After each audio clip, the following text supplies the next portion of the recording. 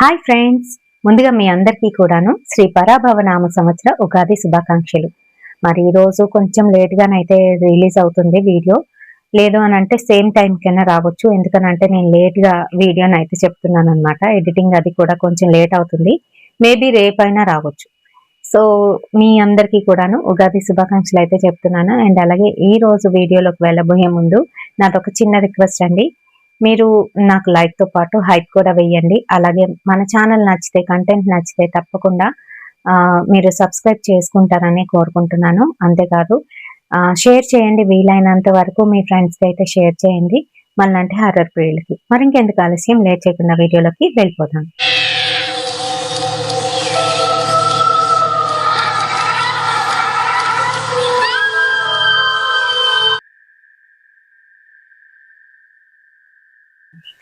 So ఈరోజు మనం చెప్పుకోబోయే స్టోరీ ఏంటి అని అంటే రియల్గా జరిగిన ఒక ఇన్సిడెంట్ అండి. 2018 ఆ టైంలో జరిగిన ఒక రియల్ ఇన్సిడెంట్ అనమాట. మనకి అప్పటికి ఈ వైజాగ్లోని కొమ్మాది ఏరియా ఏదైతే ఉంటుందో అది అప్పటికి డెవలప్ అవుతుంది. ఆ టైంలో జరిగిన ఒక రియల్ ఇన్సిడెంట్. ఒక అపార్ట్మెంట్స్ అయితే ఉన్నాయి. నేను ఇప్పుడు దాని పేరు అయితే చెప్పకూడదు. అయితే అపార్ట్మెంట్స్లోని నైట్ టైము ఎవరో వచ్చారు. నార్మల్గా విజిటర్స్ వస్తూ ఉంటారు.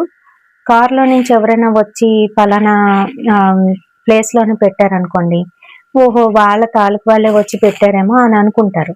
అప్పట్లోని అది చాలా పెద్ద కమ్యూనిటీ అనమాట. సో వీళ్ళేంటి, ఒకే ఒక వాచ్మెన్ అయితే ఉన్నాడు. ఒక్క దగ్గర నుంచే వే ఉంటుంది, వెళ్ళడానికి రావడానికి కూడా అదే వే. సో వాచ్మెన్ అయితే చూశాడు. సరే ఎప్పుడు వస్తున్న వాళ్ళే ఎవరో అని అనుకున్నాడు. అయితే వాళ్ళు వచ్చేసారు, కార్ పెట్టేశారు పార్కింగ్ ఏరియాలోని. కొంతసేపు అయిన తర్వాత ఎవరో వెళ్ళిపోయారు. నార్మల్గా ఎవరు వస్తుంటారు వెళ్తుంటారు అలాగే అనుకున్నాడు. అప్పటికి కిందన రిజిస్టర్ ఉన్నప్పటికీ కూడాను పెద్దగా సీసీ కెమెరాలు ఉన్నా పనిచేసేవి కాదు. రిజిస్టర్లో కూడా మీ పేరేంటి, ఎవరు వచ్చారు, ఎవరి తాలూకా అనేది పట్టించుకునేవారు కాదు. ఫస్ట్లోనే అలా ఉండేది. అయితే అలాగే అయ్యింది. అయిన తర్వాత ఆ రోజు నైట్ అయితే అయిపోయింది. నెక్స్ట్ డే మార్నింగ్ నార్మల్గానే అంతా కూడా జరిగింది. ఈవినింగ్ అయ్యేసరికి, ఈవినింగ్ పిల్లలు ఆడుకునే ప్లే ఏరియా ఉంటుంది కదా, అక్కడ పిల్లలందరూ కూడా ఆడుకుంటున్నారు.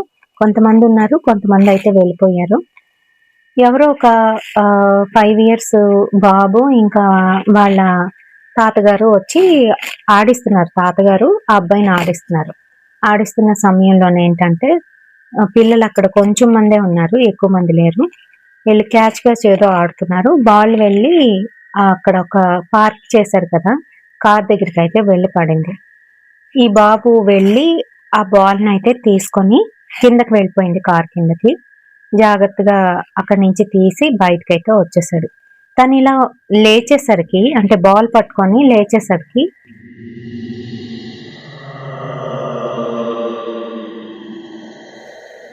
కార్లో ఏదో నల్లగా ఒక ఆకారంలా కనిపించి ఒకసారి మాయమైపోయింది. భయపడ్డాడు, తుల్లిపడ్డి తాతయ్య ఇక్కడ ఎవరో ఉన్నారంటే, ఎవరు లేరు రానా అన్నారా, ఇక్కడికి వచ్చి ఆడు, అక్కడికి ఎందుకు వెళ్ళిపోయి, అక్కడ లైటింగ్ కూడా లేదు అని చెప్పేసి రమ్మంటే వచ్చేసాడు.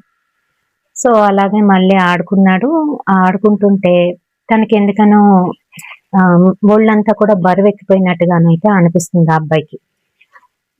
ఇంకా ఫీవర్ వస్తే ఎలాంటి సిమ్టమ్స్ ఉంటాయో అలా అనిపిస్తుంది అనమాట. సో బాబు ఇంటికి వచ్చిన తర్వాత ఫీవర్ అయితే వచ్చేసింది. బాగా ఎక్కువగా ఫీవర్ ఉండడంతో వాళ్ళు ఏదో సిరప్ అయితే వేశారు, పడుకోబెట్టారు. ఎట్లా అంటే ఒక 7:30, 8 అయితే అవుతుంది. ఆ సమయంలోనే ఇంకా వంటగదిలోనే వంట చేస్తుంది ఆమె. వాళ్ళ తాతగారు ఏంటంటే మరొక రూమ్లోని కూర్చొని తన పని ఏదో తను చేసుకుంటున్నారు. వాళ్ళ నాన్న వచ్చి ఫ్రంట్ రూమ్లోనైతే కూర్చున్నారనమాట, టీవీ వేసుకొని. బాబుతో పాటుగా వాళ్ళ నాన్నమ్మ అయితే కూర్చుని ఉన్నారు. వాటికి ఏమైందో ఏంటో అనుకొని తను కూడా ఏంటంటే మొబైల్లోని ఏవో చూస్తుంటే ఈలోగా బాబుకి ఉన్నట్టుండి ఒళ్ళంతా కూడాను చల్లబడిపోయి ఫిట్స్ లాగా అయితే వచ్చేసరికి వాళ్ళందరూ కంగారు పడిపోయారు. ఇంకా తాళాలు గుత్తి అన్నీ కూడా పెట్టారు. అయినా కూడాను బాబు అయితే నార్మల్ అవ్వలేకపోతున్నాడు. ఇంకా వాళ్ళకి భయమేసి నోట్లో అంతా చొంగలాగా వస్తుంటే భయం వేసి వీళ్ళు వెంటనే వాళ్ళ కార్ తీసుకొని వాళ్ళ కార్ పార్కింగ్ ఏరియా ఎగ్జాక్ట్‌గా ఇప్పుడు నేను చెప్పిన కార్ ఏదైతే ఉందో దాని పక్కనే అన్నమాట. వీళ్ళు కిందకి తీసుకొచ్చారు. బాబుని హాస్పిటల్‌కి అయితే తీసుకెళ్లారు. మగవాళ్ళు ఇంకా అలాగే వాళ్ళ అమ్మగారు. అత్తగారు ఒక్కరే ఇంట్లో ఉన్నారు. అయితే వీళ్ళిలా వెళ్ళిపోయిన తర్వాత ఈవిడేమో భయపడుతుందనమాట. ఏమైందో ఏంటో మనవడికి అని చెప్పేసి. ఆ సమయంలోని ఆవిడ ఇంట్లోని ఒక్కరిదయ్యే ఉంది. తలుపులన్నీ వేసేసుకుంది. అపార్ట్మెంట్స్ కదా అలానే ఉంటుంది. మరి తలుపులన్నీ వేసేసుకొని కూర్చొని దేవుడికి దండం పెట్టుకుంటుంది. ఏదో చేస్తుంది. ఈలోగా బెడ్‌రూమ్‌లోని ఏవో శబ్దాలైతే వినబడుతున్నాయి.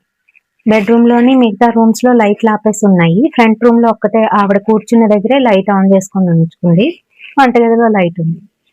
ఇదేంటి ఎవరున్నారు? నేనే కదా ఉన్నాను. బెడ్‌రూమ్‌లో ఏంటి అలికిడి అని చెప్పేసి గబుక్కుమని లేచి ఆవిడ బెడ్‌రూమ్ వైపు అయితే వెళ్తుంటే ఏదో ఒక నల్లటి ఆకారం బెడ్‌రూమ్‌లో నుంచి బయటకు వచ్చి పక్కనున్న వేరొక రూమ్‌లోకి అయితే వెళ్ళిపోయింది.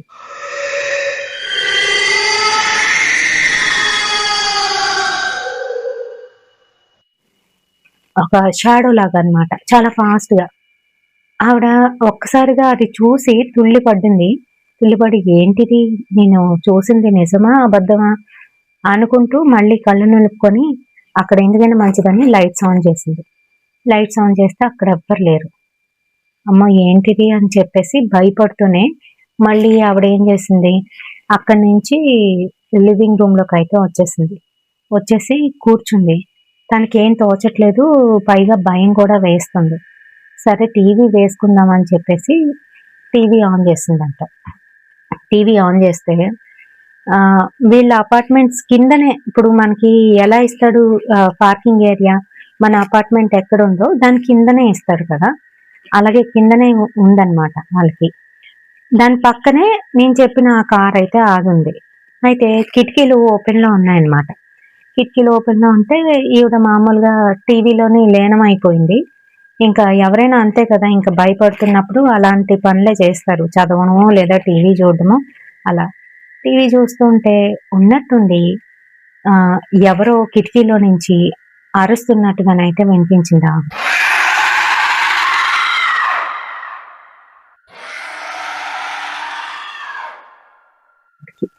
అరుస్తున్నట్టు వినిపించేసరికి గబుక్కుమని వెనక్కి తిరిగి చూసిందావిడ. అంటే టీవీకి ఎదురుగానైతే కూర్చుంది. ఆవిడ వెనకాతల కిటికీలున్నాయన్నమాట. అలా. వెనక్కి తిరిగి చూసింది. చూసేసరికి ఒక నల్లటి ఆకారం ఎగురుతూ కనిపించి ఒక్కసారి ఒక్క సెకండ్‌లో అన్నమాట. సెకండ్స్‌లో మాయమైపోయింది. అంతే. ఆవిడకి గుండె జారిపోయింది. అమ్మో! ఏదో ఉంది. ఏదో అవుతుంది అని చెప్పేసి వెంటనే దేవుడి గదిలోకి వెళ్ళిపోయింది. ఎందుకనంటే పక్కనే దేవుడి గదనమాట. వెళ్ళిపోయింది. వెళ్ళిపోయి దేవుడి గదిలో కూర్చొని ఇంకా దేవుడిని జపించుకొని కూర్చుండిపోయింది. ఇంక బయటికి రాలేదు. మరోపక్క హాస్పిటల్‌కి వెళ్ళిన అబ్బాయి హ్మ్. హాస్పిటల్‌కి వెళ్ళినంత సేపు కూడాను అలానే ఉన్నాడు. వెళ్ళిన తర్వాత వాళ్ళంతా కూడా చెక్ చేసి టెస్ట్‌లేవో రాసారు. అంతా అయిపోయింది. ఒక 2 రోజులు బాబుని ఇక్కడే ఉంచండి అని చెప్పారు. అయిపోయింది. ఆ తర్వాత వీళ్ళేంటంటే మరి ఇంటికి రావాలి కదా రిటర్ను. నాన్న మీరు వెళ్ళిపోండి. నేను మా వైఫ్ ఉంటాం ఇక్కడ.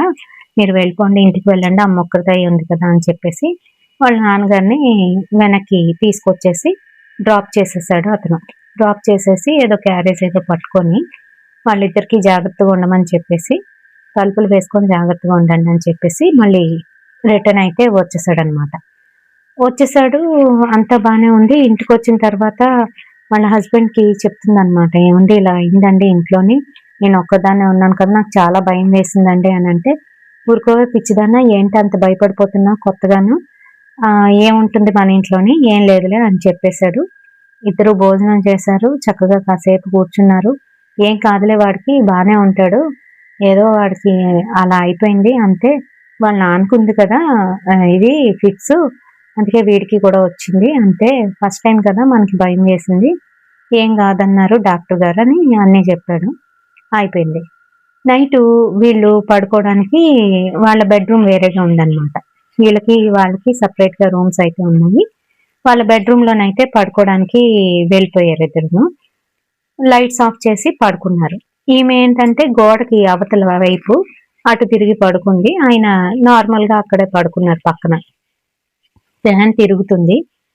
ఫ్యాన్ తిరుగుతుంటే మధ్యరాత్రిలోని అంటే ఒక 12, 12:30 అవుతుందేమో. ఆ సమయంలోని ఫ్యాను ఉన్నట్టుండి ఒక్కసారిగా ఆగిపోయింది. ఆగిపోయేసరికి ఎండాకాలం కావడంతోని బాగా వేడిగా అనిపిస్తుంది. సఫికేషన్ గా ఉంది. కిటికీలు తీసేసాడు ఈయన. పక్కనున్న కిటికీలు బెడ్రూమ్ లో కూడా ఉంటాయి కదా కిటికీలు, అవి తీసాడు. తీసేసరికి ఒక్కసారిగా ఏంటంటే ఒక గాలిలాగా తన మొహం మీదకి వచ్చినట్టు, అదే ఇంట్లోకి వచ్చినట్టుగానైతే అనిపించింది అతనికి. అయిపోయింది.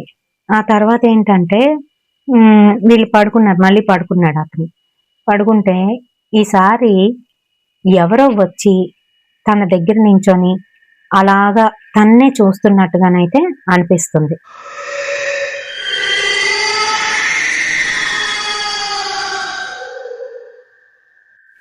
నిద్దట్లో ఉన్నప్పటికీ కూడా ఎవరో ఒక మనిషి పక్కన నించున్నట్టుగానైతే తనకి అనిపిస్తుంది. అలాగా అనిపించేసరికి వెంటనే లేచి చూసేసరికి అక్కడ ఒక నల్లటి ఆకారం, ఒక మగ మనిషి నించొని కోపంగానైతే చూస్తున్నాడు వీళ్ళిద్దరు కాసి.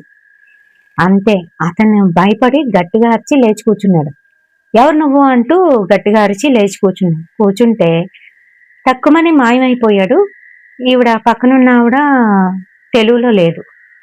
లెగవే లెగవే, ఎవడో వచ్చాడు, ఎవడో ఉన్నాడు అంటూ ఆవిడకైతే చెప్తున్నాడు. కరెంట్ లేదు కదా లైట్ వేయడానికి.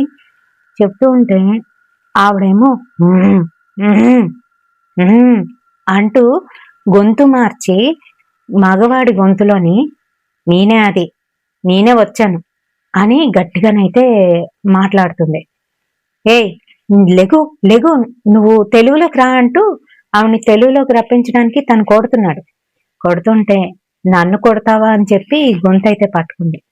అతని గొంతు పట్టుకుంది. అతను అంటే చాలా గౌరవం. అప్పుడు వాళ్ళు కదా, పాతకాలం వాళ్ళు ఎలా ఉంటారు, ఇప్పుడైనా కూడాను భర్తకి గౌరవించే వాళ్ళు చాలా మంది ఉన్నారు. అలాగే అలాంటి గౌరవించే ఒక ఆమె అలా గొంతు పట్టుకోవడం అనేది చెయ్యరు కదా. అయితే అతను ఏంటంటే వదిలించుకోవడానికి ప్రయత్నిస్తూ ఉంటే వదలట్లేదు, గట్టిగానైతే పట్టుకునేసరికి ఇంక భయం వేసి వెంటనే దండకం చదువుతున్నాడు, ఆంజనేయ స్వామి దండకం చదువుతూ ఉంటే తోసేసిందంట, మంచం మీద నుంచి తోసేసిందంట. అతను కిందకి పడిపోయాడు. గట్టిగా అరుస్తూ ఏడుస్తున్నాడు. ఏంటంటే అతనికి మక్క దగ్గర దెబ్బ తగిలేసింది. అక్కడ ఏదో చిన్న ఎయిర్లైన్ ఫ్రాక్చర్ అయితే అయిపోయింది.